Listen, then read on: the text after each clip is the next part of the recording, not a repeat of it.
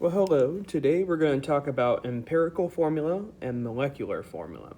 All right, so these are two types of chemical formulas, and we are going to look at how to find them out, how to solve for them. So, starting off, let's go ahead and talk about what they are. Empirical formula is the formula of a compound that expresses the smallest whole number ratio of the atoms present. Okay, the smallest whole number ratio. Ionic formulas are always empirical formulas. Right? That's due to looking at the crystalline structure and stuff. An example of an ionic formula would be NaCl. So while this is in its crystalline shape, all right, the smallest ratio of that crystal shape is NaCl, 1 Na, 1 Cl. All right, and then we have molecular formula. That's the formula that states the actual number of each kind of atom found in one molecule of the compound. A lot of these are going to be organic compounds, all right? We're going to be looking at, let's say, like carbon, hydrogen, oxygen, okay? This is taken into consideration all the atoms that found it, not just the smallest ratio. So, what are we saying? What's the main difference between the two? Okay, empirical formulas are the simplified version. Just like you would simplify a fraction like 3/6, that would say to be the same as 1/2. All right, the molecular formula is the non-simplified version. So say I had C4H8. All right, I could simplify this down because they're both divisible by 2 to be CH2.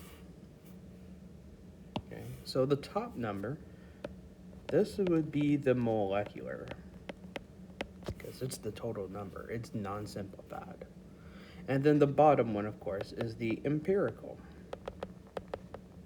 It is the simplified version. It's the smallest ratio, 1/2, 1 and a 2, right, instead of a 4 and an 8.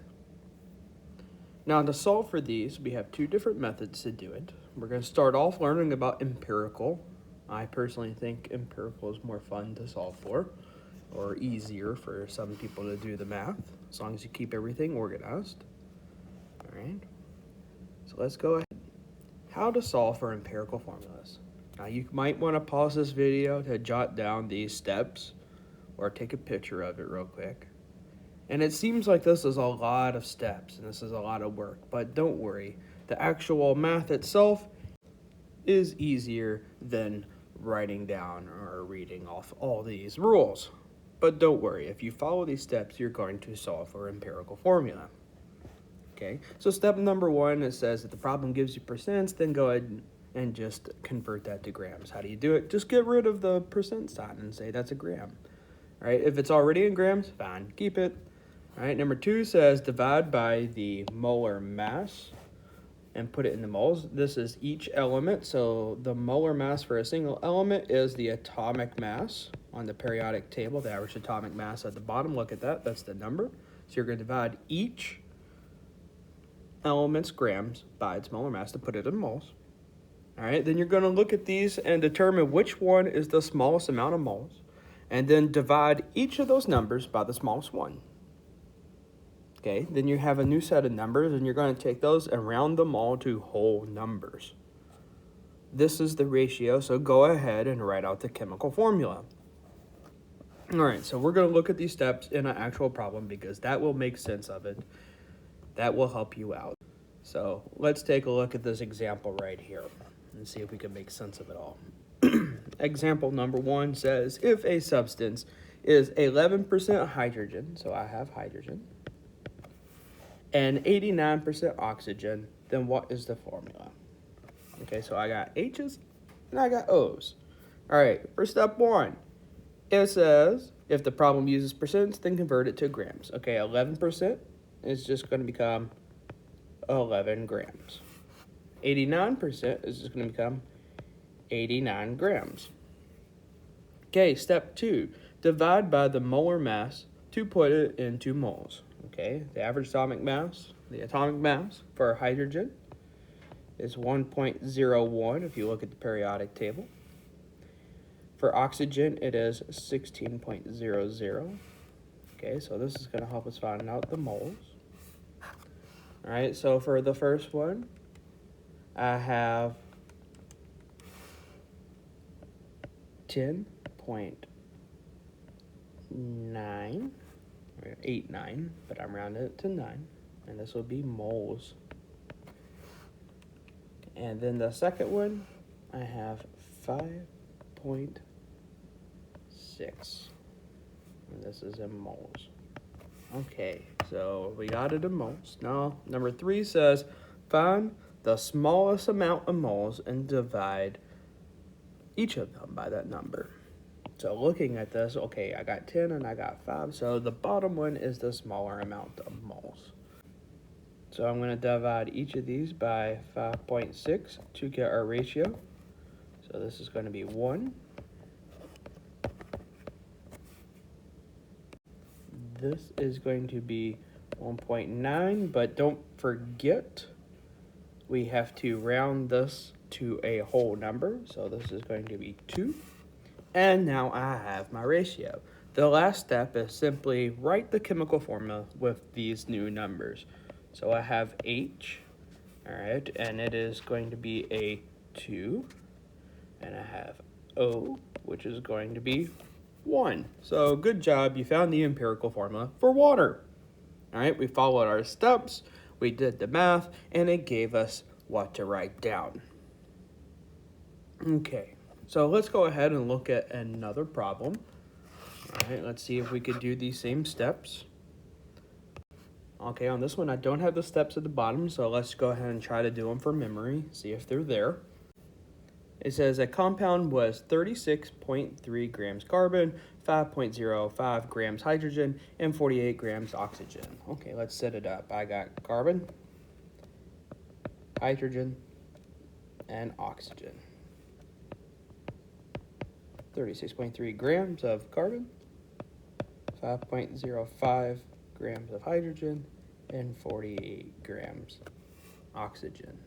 Okay, I'm going to divide each of them by their atomic masses, which is going to give me moles for this. So that's 12.01 for carbon, that's 1.01 for hydrogen, and that's 16.00 for oxygen. Don't forget, you could find that on the periodic table. Okay, so I'm going to calculate this out. This top number is 3.02, so pretty much 3. All right, and then this is going to be 5, and this is going to be 3. Okay, so we have each of these in moles. Our next step says to look at these numbers and look at which one's the smallest, and then we're going to divide each of these numbers by the smallest number. All right, so 3 is the smallest one, so we're going to divide each of these by 3.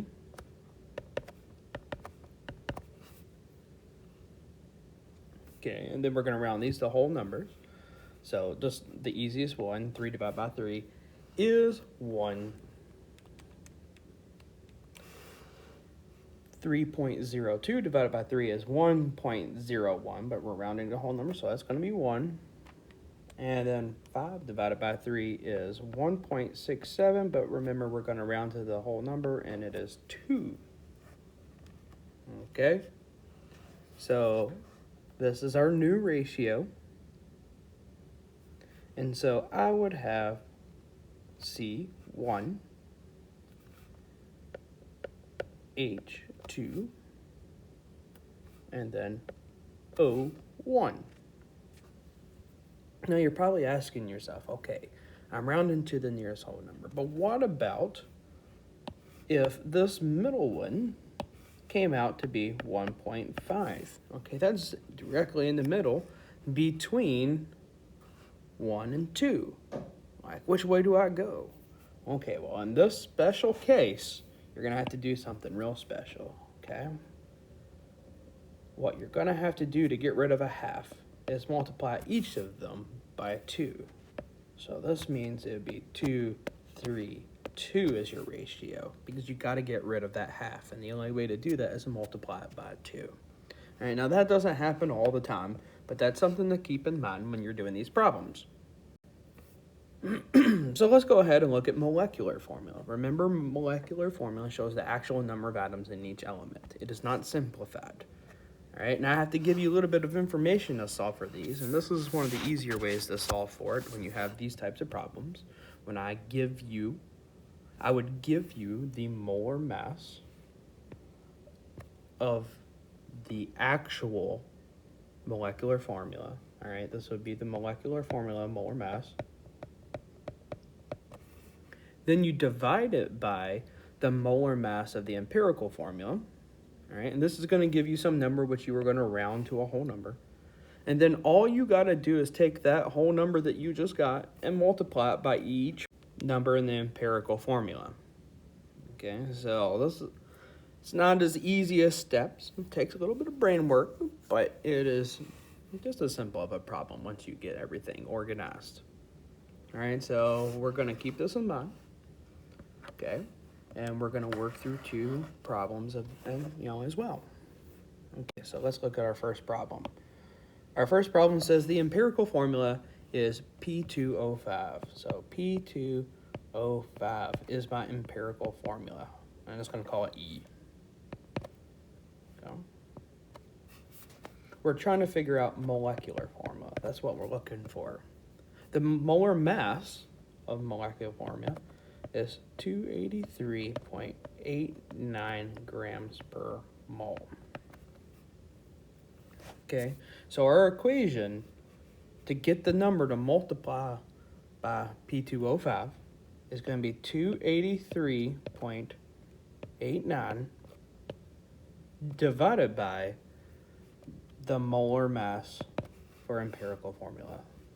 The molar mass. Okay, so that's what I gotta solve for. I gotta find the molar mass of P2O5. Okay, well, we already have calculated molar mass enough. You should remember how to do that. I got P's and I got O's. There are 2 P's, there are 5 O's. Let me multiply each of them by their atomic mass.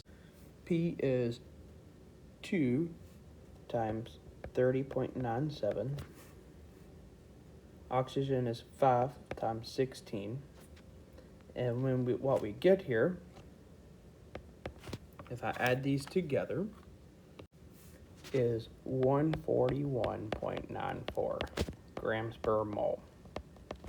Okay, so this is my molar mass of P2O5. And this is what I have to put on the bottom. So 283.89 divided by 141.94 is equal to 2. That is my ratio, which I have to multiply P2O5 by. So let's go ahead. These numbers are going to fit into these empty spots right here. So let's go ahead. 2 times 2 is 4. 5 times 2 is 10. This new number, this new chemical formula is my ratio. All right, so it takes a little bit more to set up, but once you get the right numbers, then you just solve for it in a calculator. Not that bad. We'll go ahead and practice one more, see what we get. Okay, so determine the molecular formula of a compound with an empirical formula of CH. All right, and the molar mass of my molecular formula is 78.110 grams per mole. Okay, so we know we have 78.110 on the top. We have to come up with the molar mass of CH to put on the bottom. Okay, that's just adding up a C and an H. That's 12.01 for C, as 1.01 for H. This is equal to 13.02. So that's my molar mass for CH. That goes on the bottom. So I got 13.02 on the bottom there. So 78.110 divided by 13.02 gives me 5.9999, which is 6. All right, that is my number, and I am going to multiply C and H by 6 to get me the molecular formula. So C, there's one of them, times 6 is C6. H times, well, there's one of them, so times 6 is 6. And this is my molecular formula from this problem. All right, so look over this, maybe watch the video again, ask questions, look at your notes, and go ahead and see if you know how to find the empirical formula and the molecular formula.